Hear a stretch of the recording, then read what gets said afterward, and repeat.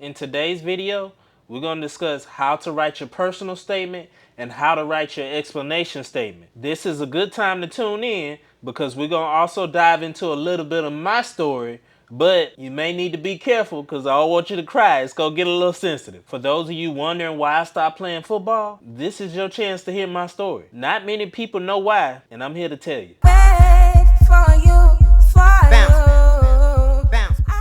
So what is the personal statement? The personal statement is a one-page essay that is 3,000 characters, and it's basically asking why you want to be a veterinarian. The personal statement is attached to the VMCAS application, so you need to make sure it's general enough so you can send that essay to all the schools. The personal statement does not include the explanation statement, nor does it include the essays that come with the program materials associated with each school. What is the explanation statement? The explanation statement is a 2,000 character essay that is not required, but it explains extenuating circumstances that may have happened during your academic career that may have dropped your grades, or if you just got into a little trouble, you need to explain that. So the big question is, what should you consider when writing your explanation statement? First and foremost, I'm not trying to disrespect anybody's story, but everybody has that favorite pet. You must consider the 150 plus essays that these committee members have to read, and everybody's discussing their favorite pet. At some point,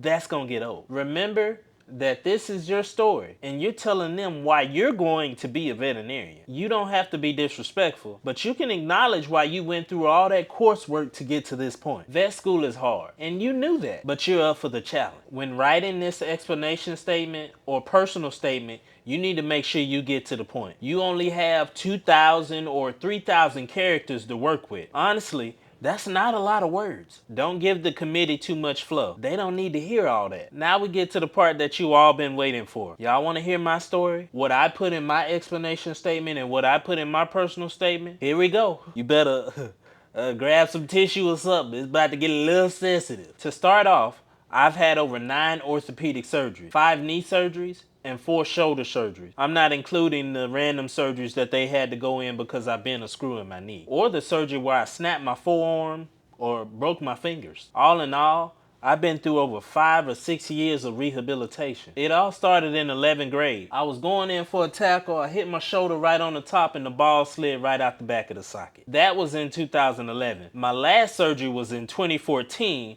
when I broke my kneecap in half. I was at the University of Southern Mississippi. We were doing vertical jumps out in the hallway. I jumped up, came back down, everything was fine. Took my next step and it sounded like a shotgun went off. My kneecap snapped right in half. One part of my kneecap was in my upper thigh and one part of my kneecap was in the bottom of my shin. But believe it or not, after all these surgeries, I still kept playing football. After 5 years of rehabilitation, I was tired, man. I was beat up and I wanted a fresh start. So I decided to transfer and to play a little JUCO ball at Jones Junior College. My JUCO days were a success and I went on to play a little NAIA football at McKendree University in Lebanon, Illinois. And yes, also, if you were wondering, I did leave a full scholarship to go play JUCO ball. Yeah, that wasn't smart, but it is what it is. At McKendree University, everything was going well. I was the starting safety. I met this girl. I met a couple friends. All was dandy. This young lady that I met was probably one of the most beautiful women I ever met in my life. She was smart, she was kind, and she was beautiful. And she also liked me.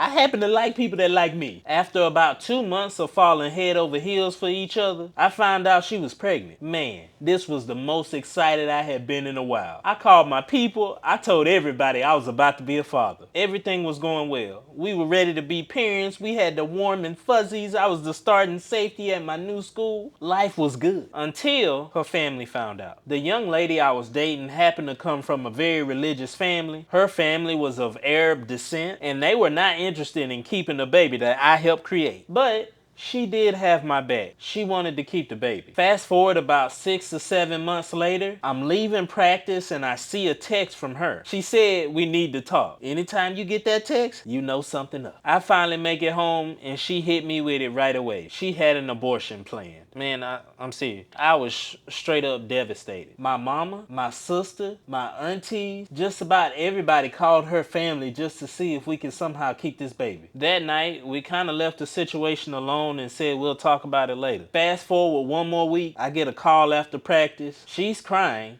and she tells me it's already done. You seriously want to talk about feelings being hurt? That did it for me. I drive back to the house. I get there. She's sitting on the bed crying. She got a wrap over her stomach and it looked like blood is everywhere. As a man, I felt helpless. There was nothing I can do to turn back the hands of time. During these events, I was talking to my coach about everything. He knew exactly what was going on. 2 days later, I walked out on the field and I told coach, I'm done playing football. He looked at me and he said, I understand. You've been through a lot, man. I wound up driving all the way back home to Mississippi, 17 hours. I had to get back close to my family. I withdrew from McKendree University. I enrolled at the University of Southern Mississippi, but my grades tanked. It got bad. I was making straight F's. I did try to walk on and play a little more football, but that ultimately didn't work out. Depression set in.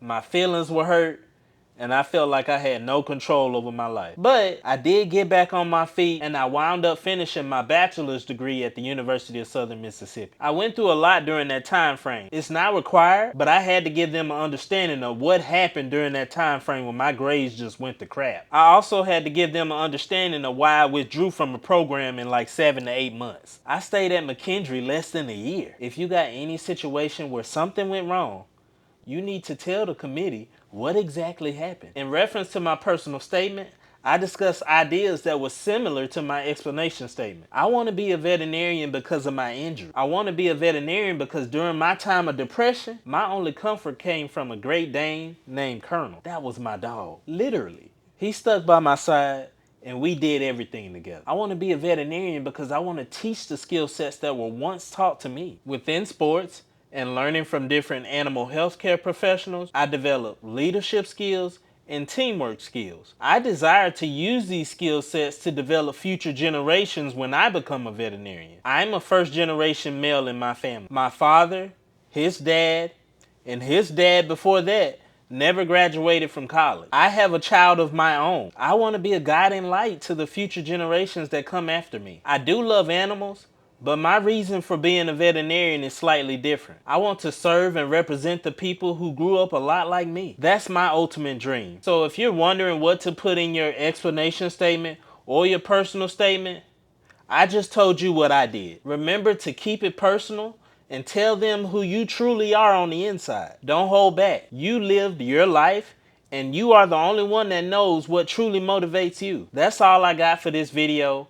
I hope you enjoyed it. Please, please, please like, comment, and subscribe. I told you my personal story and how I did it. Use this opportunity to tell the committee how you're going to contribute to veterinary medicine. Follow me on my Instagram and TikTok at DuckMed. Seriously, thank you for supporting my channel, and I'll see you in the next video. Don't take it, don't